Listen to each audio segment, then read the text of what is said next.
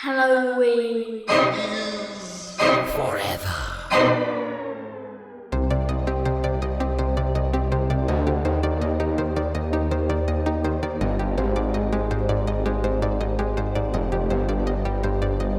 Greetings and salutations, boys and ghouls. Welcome to the Halloween is Forever Minisode. That was a mistake. I immediately regret doing that. I ran out of breath. I'm very sweaty. We will get there. Yeah, I'm very sweaty in this closet, but we're gonna press on here.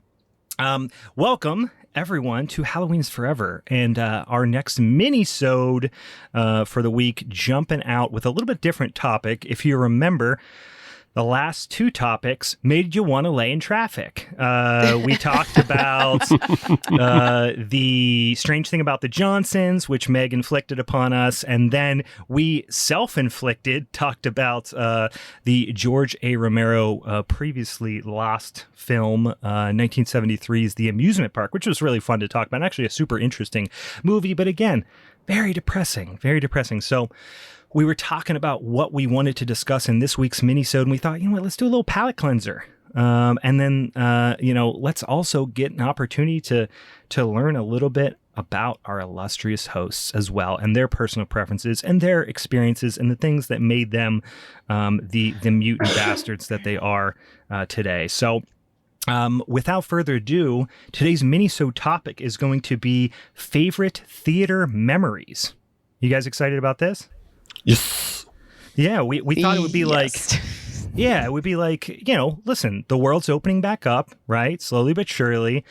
People are out coughing in each other's faces again, sticking their hands in, you know, sticky buckets of various snacks while they sit at the theater, wiping their hands on the seats, doing all the gross things they used to do. And they're doing it in the movie theater once again, which I personally am pretty excited about. So we thought, you know, what better time to talk about our favorite theater experiences.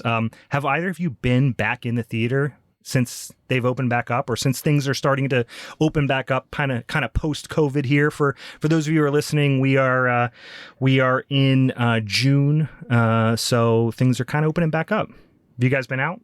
No. No, me neither. Me neither. You know, it's funny. Actually, last week was my first work travel, getting back. I hadn't been on an airplane in like a year and a half, so it was the first time traveling anywhere longer distance for work. And I was in Indianapolis, and I said, I'm gonna go to see a movie. It's gonna be awesome, you know, by myself. I don't have to, you know, worry about, you know, what the kids want to see or whatever. I'm gonna go out, I'm gonna see a movie, I'm probably a little stoned, and then I'm gonna go to the theater. It's gonna be rad. And then I looked at what was playing, and I was like, I do kind of want to see Godzilla vs. Kong, but not really in the mood. And do I really want my first theater experience back after the pandemic to be Quiet Place 2? And the answer is no. Listen, I wasn't a big fan of the first one. I probably will see the second one, but like I said, this is going to be a joyous occasion, getting back into the theater after a year and a half. Mm-hmm. Should have went with Godzilla vs. Kong. I should have. It is such a theater movie. It is so loud and stupid and fun. Yeah, see, that was the thing, is I love that kind of stuff if I'm in the right mood. Mm-hmm. I'm not a huge fan of the, you know, big explosion type Michael Bay, or even Marvel Universe type, you know, Zack Snyder. That's not really my cup of tea. I mean, I'll watch them, but they're not. I have to be in the right mood, and I wasn't. Here's what I ended up being in the mood for, which I'm very excited I did. I started Googling around. I was in downtown Indianapolis, and I saw there was a tiki bar that had sushi and stuff up the road. So I'm like, okay, we'll just do that low key. And as I'm walking, I pass a arcade bar, went inside, ordered a beer, started playing Zombies Ate My Neighbors on SNES, and never left until 1 a.m. I ended up like randomly making friends playing Zombies Ate My Neighbors with this group of other just like insufferable nerd dudes who were all there, and they started playing this game called Killer Queen. It was this big like 8-person arcade game. It was super fun. Never even heard of it. They were like, "Get over here! I'm teaching you how to play," you know. And they kind of, were showing me how to play, and got really into it, and drank a bunch of beers, and it actually ended up being a blast. But I do want to see Godzilla versus Kong because I've heard good things, and I love those franchises. I'm not a diehard kaiju guy, but I do like a lot of those movies, and maybe I should have done that. I don't know. We'll do next time. Time. Finding an arcade bar is always fun too. Those are not every city has one, but like the ones that do. Like there's a great one in Chicago that I love called Emporium. I've been to Emporium. That place is rad. I used to go to Chicago all the time for work. Yeah. Emporium rules. There's an awesome one in Nashville called, I want to say 8-Bit. Maybe I'm saying the wrong name. I was trying to remember because I feel like when I was in Nashville for CBC, 8-Bit is definitely my brother lives down there, and we pumped so many fucking quarters into the 4-player like Pac-Man table, where you all kind of go around it, and just so much fun. And also my cousin and I just jammed a bunch of quarters in until we beat the Simpsons arcade game as well. Just a little nostalgia, little $40 nostalgia kick there, because we just pumped all the quarters in and smashed some buttons. It was super fun. But before we get into our theater memories, as always, any beers, any beverages in front of you that you want to talk about? Because I was such a shitbag on the last episode. Okay, all right. I stepped up my game tonight, guys. That was the question. I knew if you were going up or down. I'm going up. I think I'm going up. I am drinking Hidden Hand, a black lager by Wayfinder. And I feel like, though, I keep drinking Wayfinder beers on our shows because I love them so much. Genuinely... that's Notch Brewing for me. Like I'm most of the time trying to find something that's not Notch Brewing. Not because they're not incredible, they are, but just because, that's all I feel like I drink. Okay, so side plug here. Like, I went on like a Tavour kick during the pandemic, and then I ended up with too much beer, and I still have too much beer. But I knew that Wayfinder was actually doing a collaboration with Red Fang, the awesome metal band from Portland, and they put their beer on Tavour. So I bought 6 of them, which was the max. Yeah. But then I had also previously bought a box from this guy who does a video series called 6 Most Metal Breweries. And so he's teaming up with Knotfest, which is basically Slipknot's like yearly festival. Cool. So he's doing like a beer box with all these breweries that are doing like really cool metal collaborations or just like metal vibes. And the Red Fang Wayfinder beers in there too. So I have all of these things coming, and it's a malt liquor. So I have all the malt liquor that I get to drink this summer. Oh, shit. And I'm very excited. The only thing about getting beers delivered in the summertime, you got to grab them before they're sitting out in the porch boiling in the sun for a while. I've had a couple close calls there with, at least, no, you have to sign for it, right? In Pennsylvania. So there's no concerns about that, right? I mean, as long as UPS doesn't try to send it back again. And then sitting on their truck, a 1,000-degree truck for a while, but shaking it up, punching them. I think they're just angry they punch the boxes. Just punching your beers. I'm just I'm gonna special request a sticker on my next delivery that says "Do not punch." Don't punch this. Do not punch, please. Yeah. I'll mail it to you first. I'm just gonna have them write "This is bricks," so they don't. Please no. What are you drinking, Steve? I am going a little basic, but it's something I love, but it's a twist on something I love. I found some of the Guinness Nitro cold brew. Yeah. Yes. I love Guinness. Nice. I've always loved Guinness. I have a couple of those cans. Yeah, I always loved Guinness, and they brought the widget back. It's the widget in the can. Doing the spin. Everyone did that where they bought it, they drank one, and then they cut the can open with scissors so they could see what the widget looks like. I'm always a sucker for a well. I'm not as a former bartender and still occasional bartender. There's nothing I hate more than somebody who is nauseatingly specific or way too serious about their Guinness pour. Like they bought into the marketing so fucking hard that they're like, no, you didn't let it sit for 17.5 seconds before you did this. And like, I've had people send beers back and just be so obnoxious about that. So I'm not that type of person, but I do respect and appreciate a well poured and fresh Guinness from nice clean tap lines. Can we do like the Draft opposite sticker from these packages and say, please punch? Please punch this. On the people is what I'm saying. Yeah, just put it on their check and just say, this is for your lapel. Okay to punch. Yeah. Okay to punch. You must be punched. Yeah, right on. I'm doing a little New Trail Brewing Broken Heels IPA. So I just turned into the Swedish chef. Usually not. I take offense to that. Normally, are you Swedish? I'm so Swedish. Normally, Unless I'm Seastead. Come on. Yeah, I guess I should have known that. Normally not my cup of tea. You know, the hazy IPA is not something I drink a ton of. But a friend gave me one of these, and we were drinking them at his house last weekend, and I was really digging them. So I brought a couple home and was feeling something a little dank. So went in this direction. I'm digging it, especially in my sweaty, angry little closet. Brian's angry room. there's just a bunch of mad faces written in lipstick all over the walls. I just love there's I definitely can't remember exactly the movies, but like I love when you find in the closet there's like this hidden message. I just hope that you do for your daughters, like you just start writing hidden messages for them, and then fuck with them. Behind a panel, like I'm gonna take out the shelf, and behind the shelf I'm gonna write something just horrifying that they can find 10 years later written in blood. Yeah. Or do it for the next homeowner, whichever.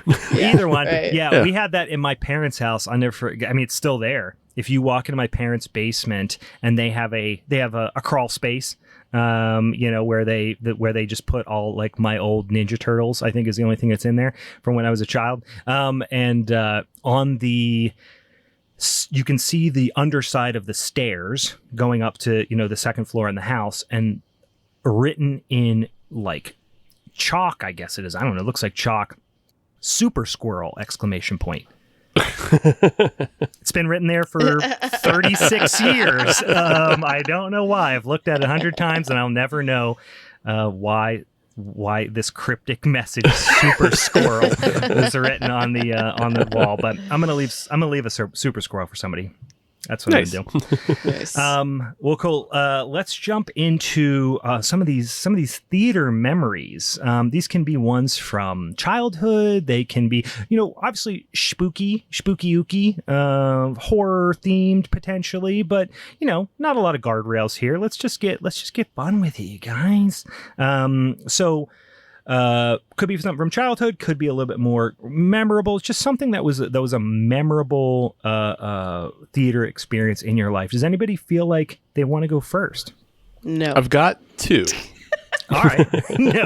Hard pass. No. Hard no. And then Steve, let's hear yours. I got two. I'll let you pick which one I start with, though. Okay. So I have just like my first kind of memory of like a really good horror movie that I saw. And then I also have the story of when I went to the Land of the Dead premiere in Pittsburgh. Let's do the really good horror movie first. Okay. Yeah. So like growing up, I don't know, my parents had a weird relationship with like R-rated movies. So like they didn't let me go to R-rated movies in theaters, but we could watch them at home. Yeah, okay. And I guess it's like partly control of the video because they would always send me out of the room for nudity. Yeah. But also like, I don't know, I was a little bit bitch made as a kid. So if it got too scary and I freaked out, I probably would have made them leave the theater, and they just knew not to even get into that situation. Yeah, they didn't want to have that embarrassing situation Right. where they have to someone's like spraying their child with a fire extinguisher because they're freaking out in the theaters. Yeah. Yeah. So I guess they avoided that altogether. But so I didn't see a whole lot of horror movies in theaters growing up. It wasn't until like high school that I started seeing, horror movies. But at that point, we're talking late 90s, early 2000s. There wasn't a whole lot going into theaters. Mm-hmm. So the first one that I remember being a really good theater experience was the Texas Chainsaw Massacre remake. Oh, yeah. With Arlie Ermy and who was the big guy? Was it Gunnar Hansen that played Leatherface in that one? Leatherface, he was the original. Okay. Yeah. Oh yeah, it was like Andrew. Wasn't Polish it like a last name. wrestler or something? Or wasn't he? He was an athlete or a wrestler of some sort. Am I getting them mixed up? I think you're getting it mixed up because you're thinking of the Halloween remake. Yes, I'm thinking there was a wrestler in the Rob Zombie Halloween. Yeah. And that guy was like 6'10". He also played Sabretooth in X-Men. Yeah, but no, it was Andrew Bernowski or something like that. It was a Polish last name. Yeah, we know your history with Polish last names. Not good with them, but it was one of those going out to the theater with a big group of people, and at that point, even I had been kind of just like immune to horror movies. Nothing like really scared me or anything, but the people we went with were still very, very vulnerable. Oh, yeah. So it was a good theater experience because like the people around me were screaming and freaking out and carrying on. I was like, oh, this is a lot of fun because usually I don't get this reaction. Usually it's just me like alone in the dark watching awful violence and going, I remember the first time going to a theater where everyone was screaming and freaking out and going like, this is fun as hell. This is not like watching them at home. Yeah. And so like, we were just talking about Godzilla vs. Kong, and like I've already watched that at home, and I could just tell that I felt like I was missing out. Yeah. Just because of like how big that movie is. If you saw that movie on a big screen with the big sound system, it's probably 100 times more amazing. So, but that's the other thing is like I appreciated seeing Texas Chainsaw on the big screen with a big group of people who were susceptible to being scared, because it doesn't happen a whole lot. I think the next film I remember seeing with somebody that they were scared in was Insidious, just because it had that one has a lot of strong jump scares in it. So yes, yeah. Right on. Yeah, that I remember the first time. I'm actually going to talk about one of the ones. Actually, I posted about it already on the social media. Probably should say that because I almost forgot last episode.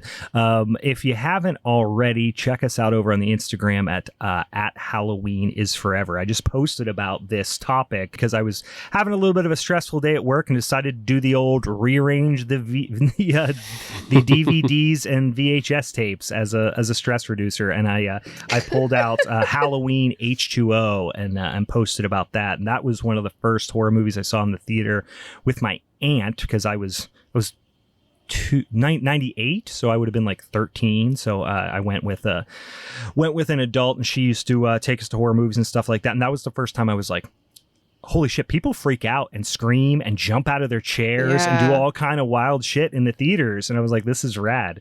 But yeah, so I should probably say at Hallow Forever on Twitter, Halloween's Forever on Facebook. I think we post all this stuff on there pretty regularly, or at Halloween Forever Pod on Gmail if you want to send us a little email. But yeah, I just posted about that, and it was funny because a lot of other people, I feel like, that are kind of our age, like that was one of the first movies they would have saw in the theaters, or were like, you're 13, 14, you're kind of old enough to either sneak in or maybe get let in or maybe get somebody older to take you. So right on. So what was your other one you were teasing? What was your other experience? The other one where I went and saw the Land of the Dead premiere. Yeah, that's right. Yeah. So like that was like George Romero's big film back. Because it was like his first big film that he'd done in a while, and he had big stars in it, but it was very, very Pittsburgh for anybody who remembers it. But yeah, they had a big giant premiere, and like Quentin Tarantino was there, Robert Rodriguez was there. Oh shit! Wow. Dang. Yeah.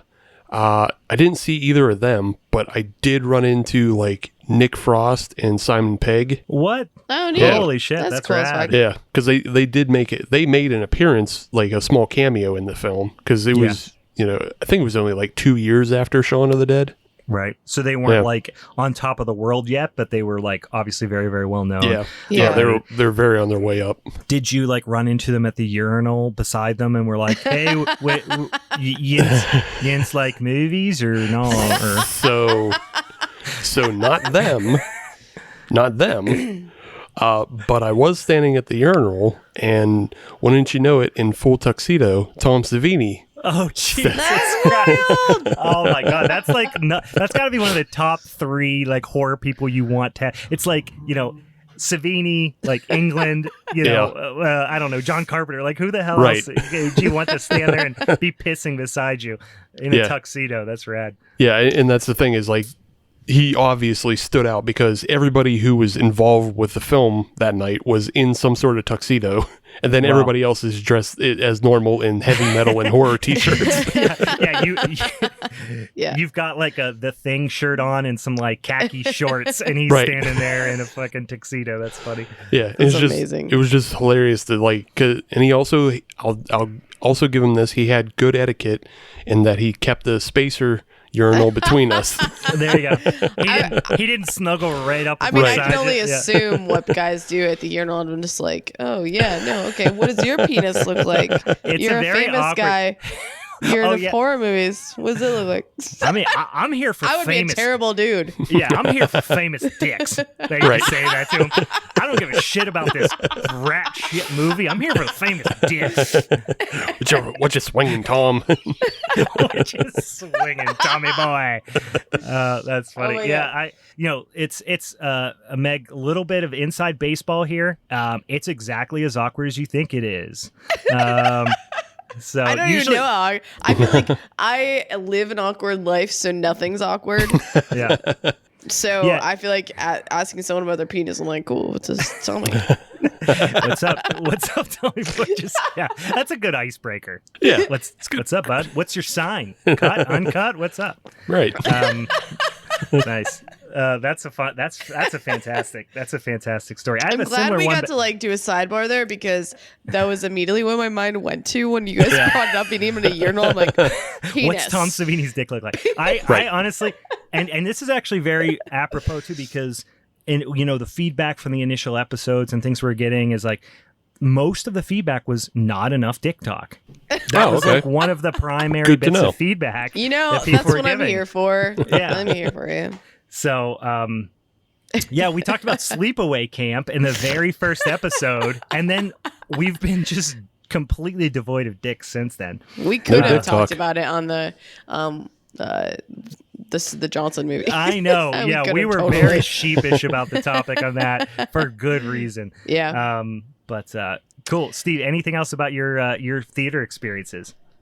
No. I mean, those are the two that definitely stick out in my mind. Other than that, like, I mean, you asked, had I been back in the theater? And honestly, I haven't been back in. It's only those big tentpole movies that draw me back in anymore. Like the Avengers and stuff. Like, a lot of we've gotten to the point where just home systems are good enough that I don't need to share a theater with people, and most of the people I hang out with aren't into horror movies, and they're not going to get scared. So I don't get the same experiences anymore. So yeah, I don't know. I'm pretty fine just watching at home. Yeah, I do a lot of, like I said, because I travel for work quite a bit. So I watch most of them when I'm on the road by myself, because my wife's Kate's a great sport, and she went and saw Halloween 2018 when it came out, because I'm a huge fan of that franchise. So that was a super fun one, and she was into it, and she, but they're still, because she doesn't watch a ton. She watches a ton of them because I do, right? Because she's a good sport. But otherwise, like, I don't necessarily. That's not one she would go and watch otherwise, right? Yeah. So, but yeah, cool.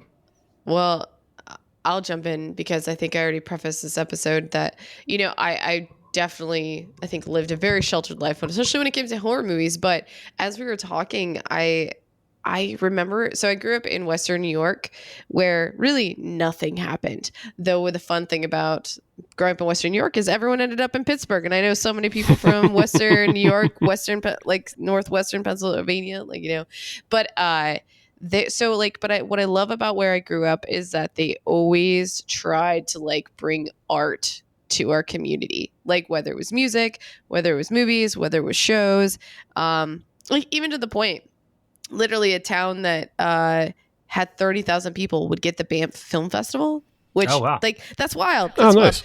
So I remember there was this summer that they wanted to do these like outdoor movies that was across the street from this theater that did that festival.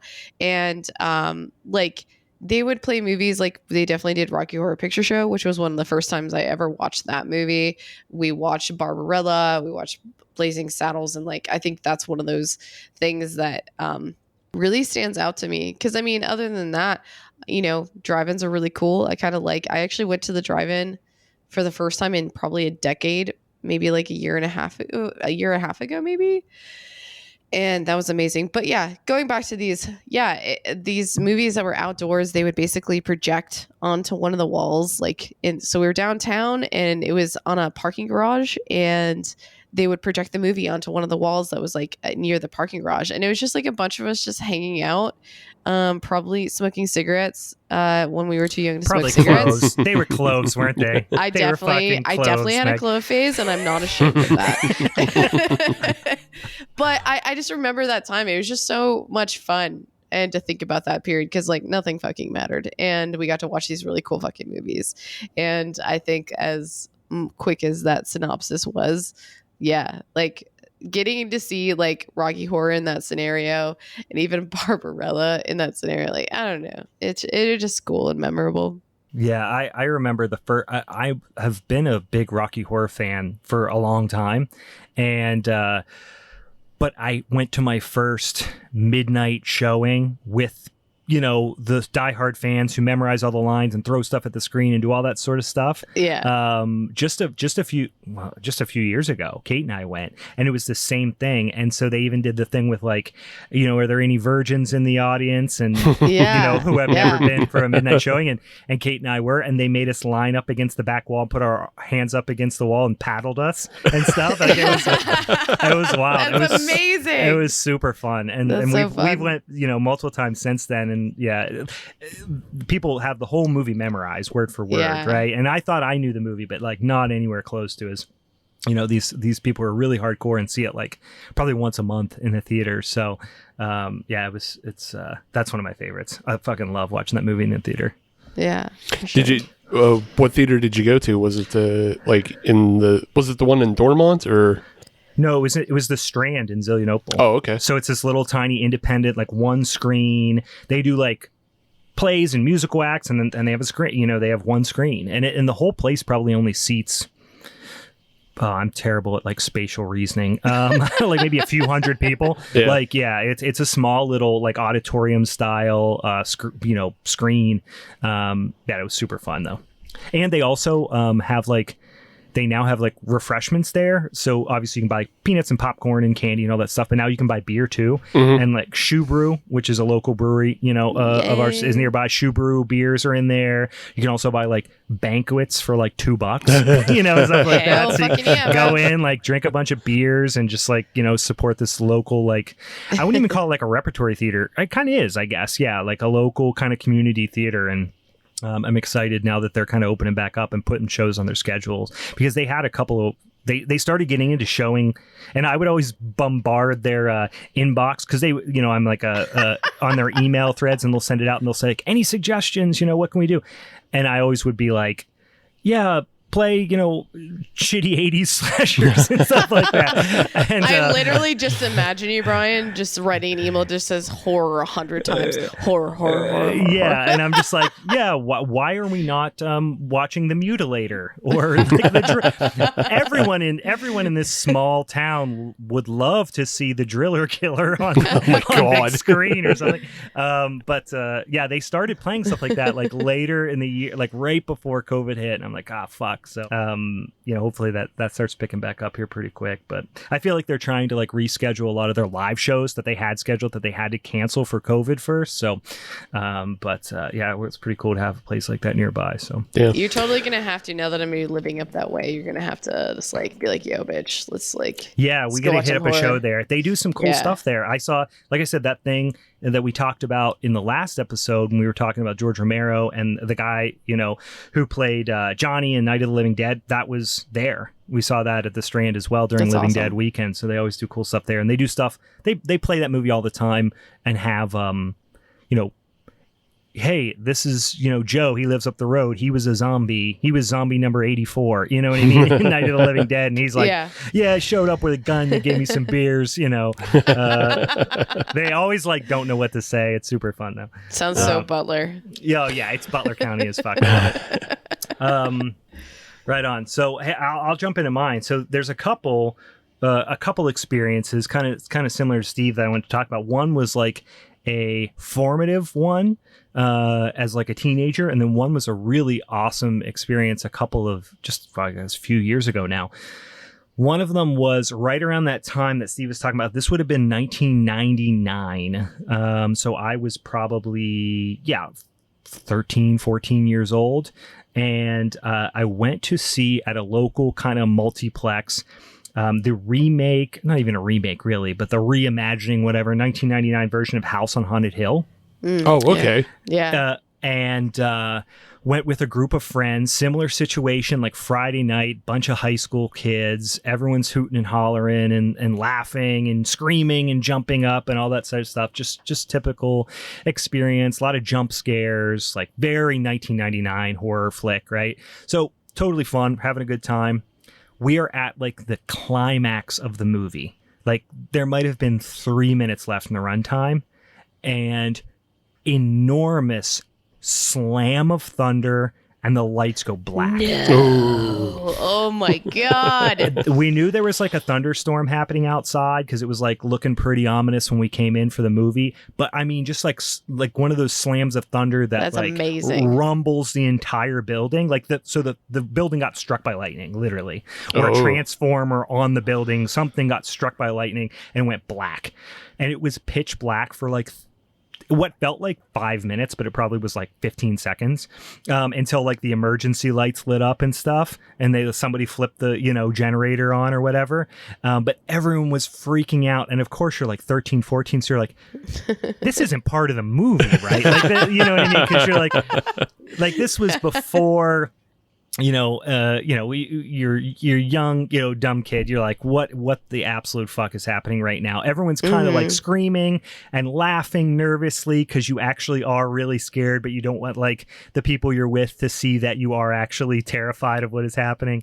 And then the lights came on, and then we all just kind of sat there, and then an usher or some sort of theater employee came in and was like, hey, sorry, electricity's out. We're giving refunds in the lobby. Fuck off, basically. And so we went out and got a refund, and then we were like, oh, we got it for free. This is great. We didn't have to pay. We got our money back, and we saw all but 3 minutes of the movie, and we kind of didn't care about the movie anyway. So that was super fun.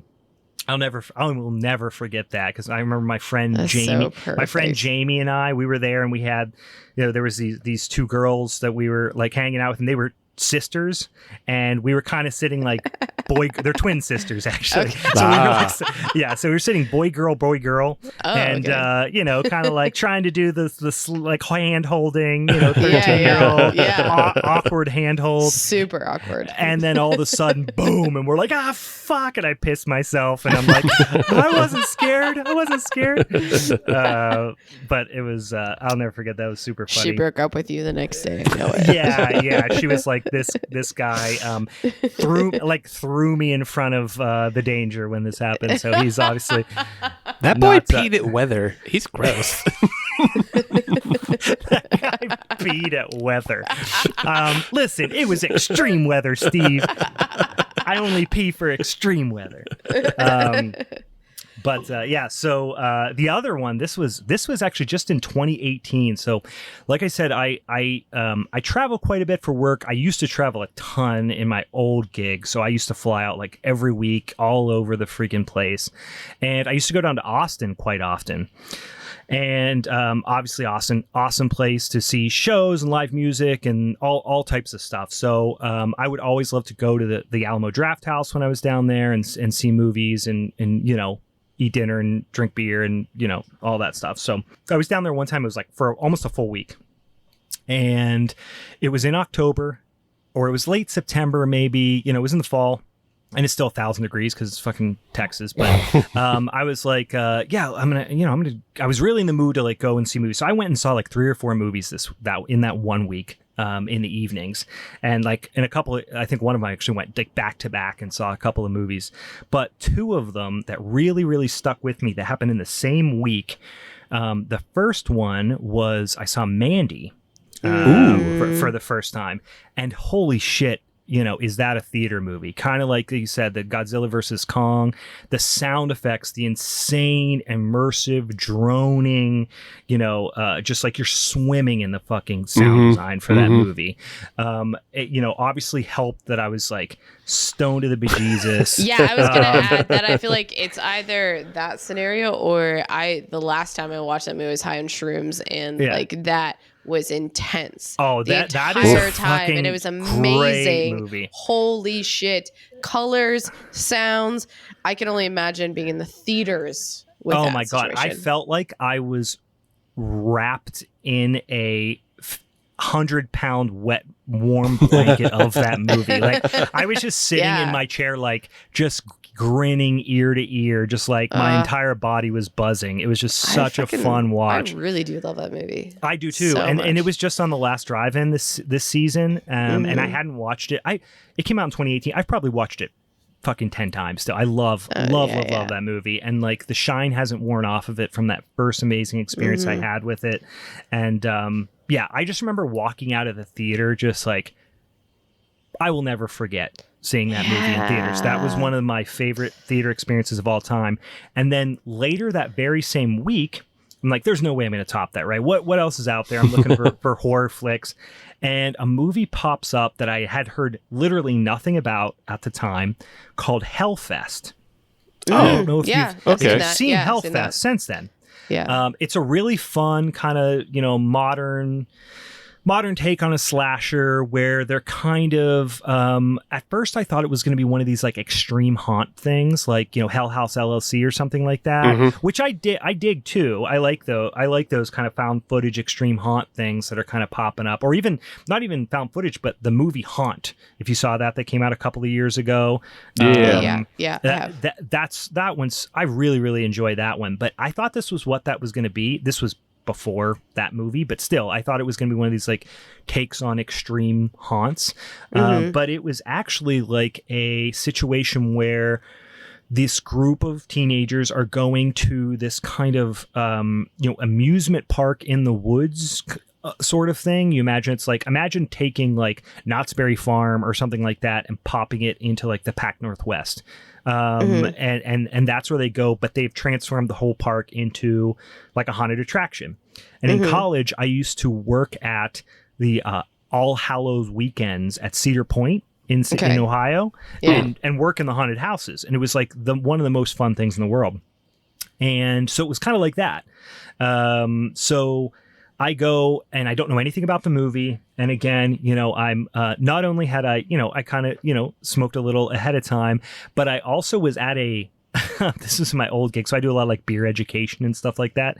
And I was doing a bunch of educational events at Total Wine, like, Total Wine and More, all over Texas. So I was bouncing around and I was, in Austin that week. And so before I left the Total Wine, I grabbed a few little airplane bottles of Wild Turkey 101 and I put them in the pocket, went in, got myself like just a monster giant Coke and just dumped them in and had myself like a That's 1 perfect. liter bourbon and Coke throughout the course of the movie.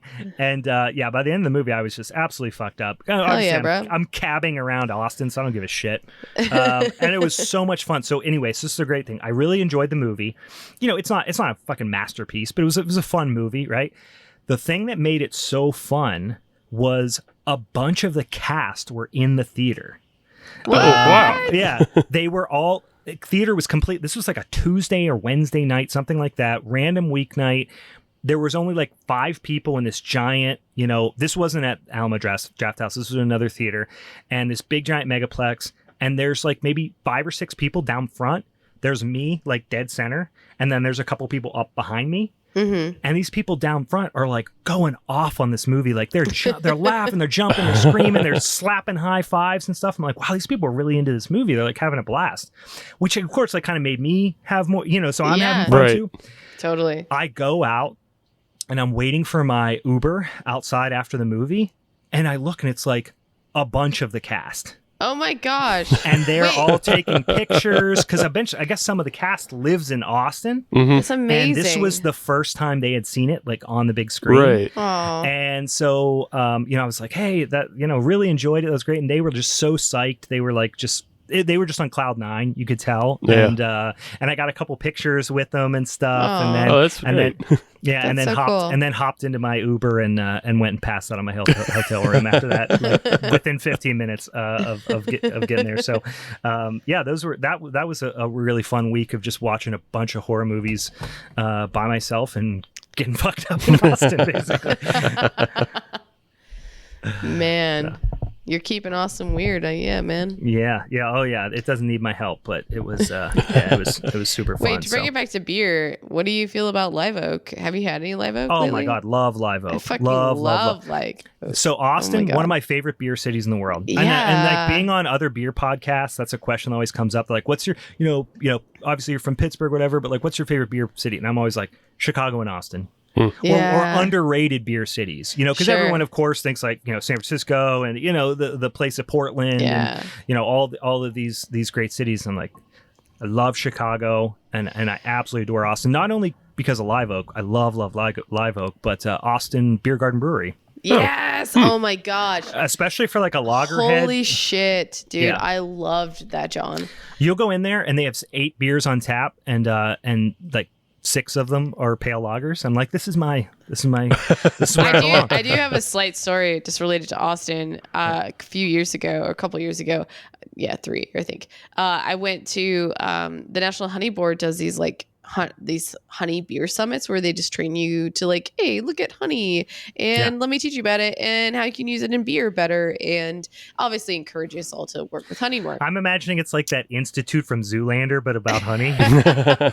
How Close. to teach you what honey is and also how to do honey good. And make beer good better.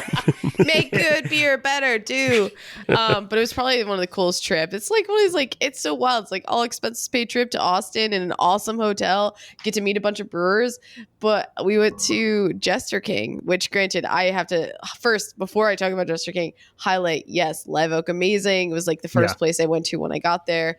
Austin Beer Garden, like, oh my God, holy shit. Like blew my mind. I love that place. And but yeah, no, obviously went to Jester King and I ended up coming back and I got chiggers.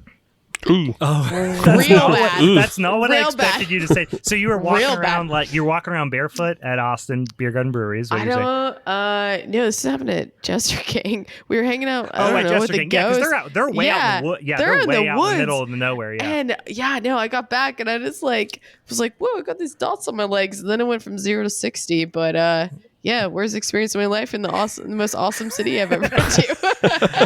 I have only had like incredibly beautiful, like such fun experiences at How Jester many King. tacos have you eaten in Austin? I have eaten many a taco in God. Austin, and when I think you probably know Avery Swanson, who used to be at. So Avery's wonderful. She's amazing. Avery, she's in Chicago now. She's also a master cicerone, and she used to run the show there. And she's like one of the greatest tasters like on the fucking planet. So walking around and pulling pins and tasting all these crazy barrels at Jester King is some of my favorite favorite beer memories, period, frankly. I don't know if she would ever be listening to this. My heart goes out to her. I literally, during the pandemic, drove to and from Chicago for her new beer.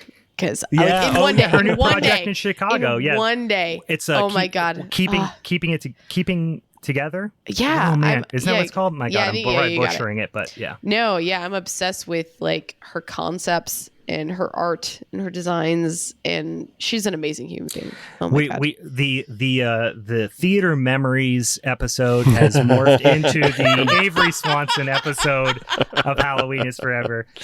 Yeah, she's everyone's hero. We'll just have to remember to tag her on social media, and then that way she'll be like, "What the fuck is this fucking podcast?" And then she listens to it like, "Oh, I know these dipshits."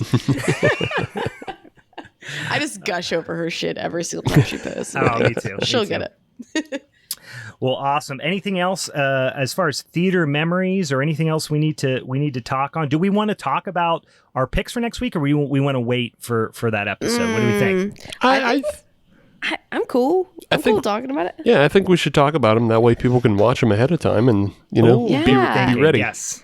Good thinking. Yeah. Steve's the kind of guy who, like, when you want to open presents before Christmas, he's like, I'm going to come up with a rational way to make you feel good about this. I'm gonna talk you right into it. Yeah, no, I love the empowering, or the enabling, maybe, I don't know. Yes. Anyway, so yes.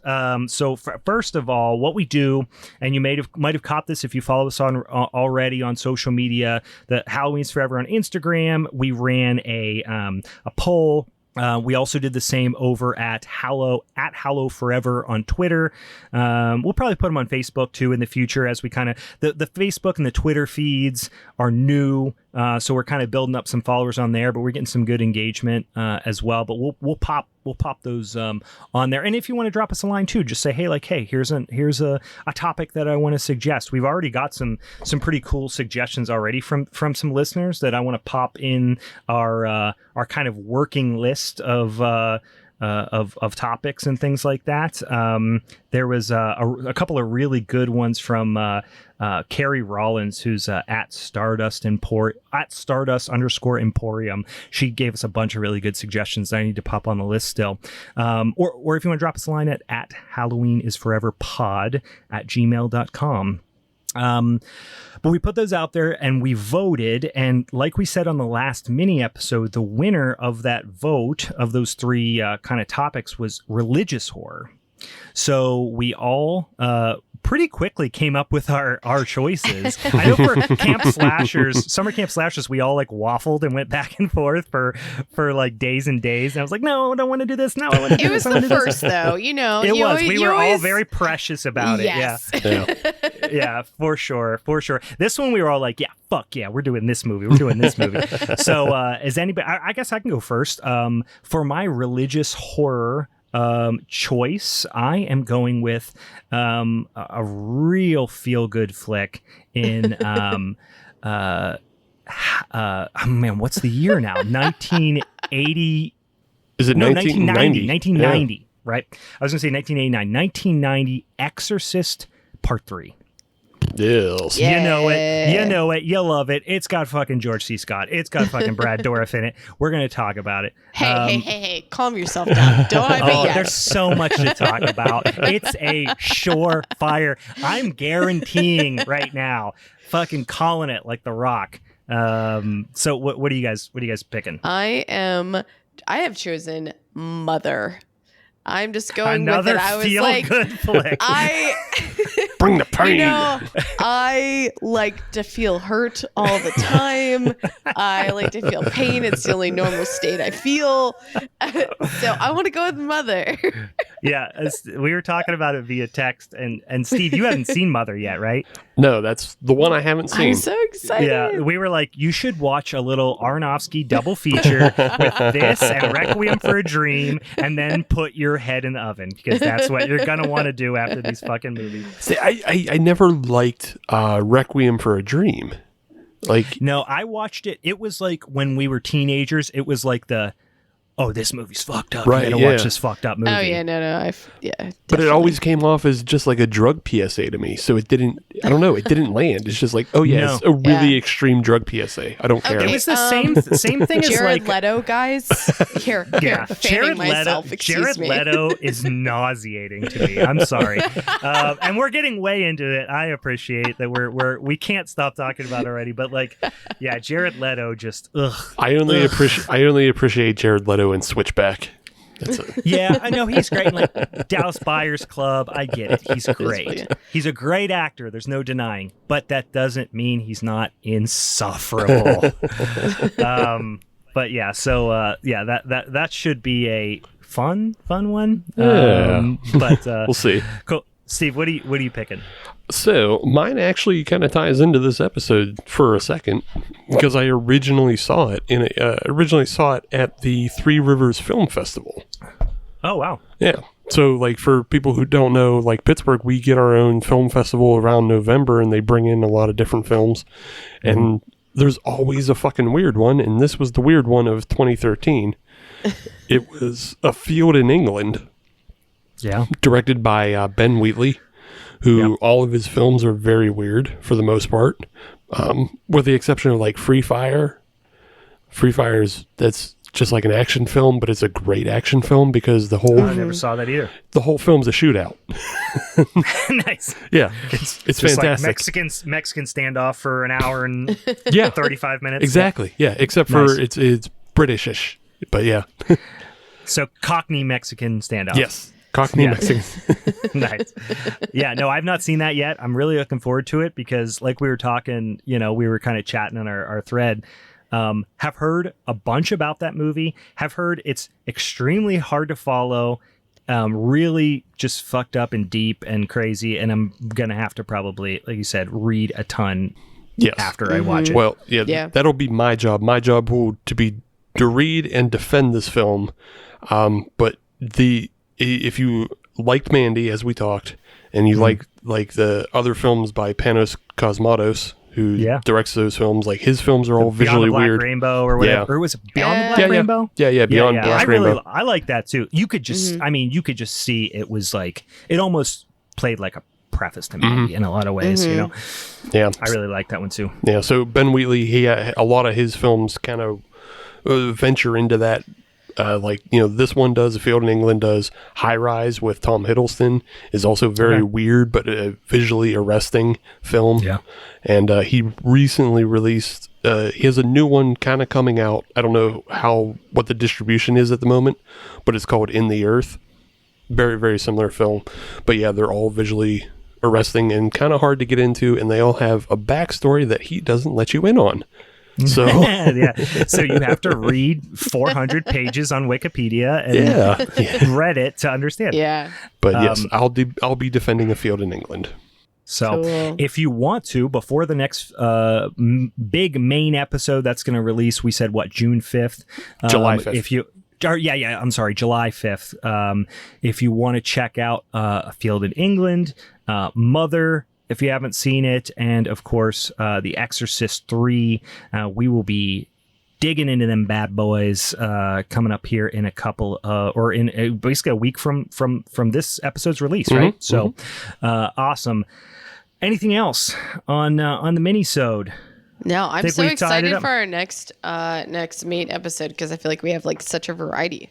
Yeah. I think it's gonna be really cool. That's a pretty good. I think we were all pretty pumped about, confident about our picks. We were like, these are three very different movies to talk about. So super, super excited about that. So once again, boys and girls, thank you for checking us out on this week's Halloween is Forever Minisode for Halloween is Forever. I'm Brian. I'm Meg. I'm Steve. We'll talk to you next time, you bunch of spookies. I don't know where that came from. That was fucking terrible. I'm here for every ounce of what you decide to do. I just took a big deep breath and went. Good decisions are made. All right. Bye. Bye.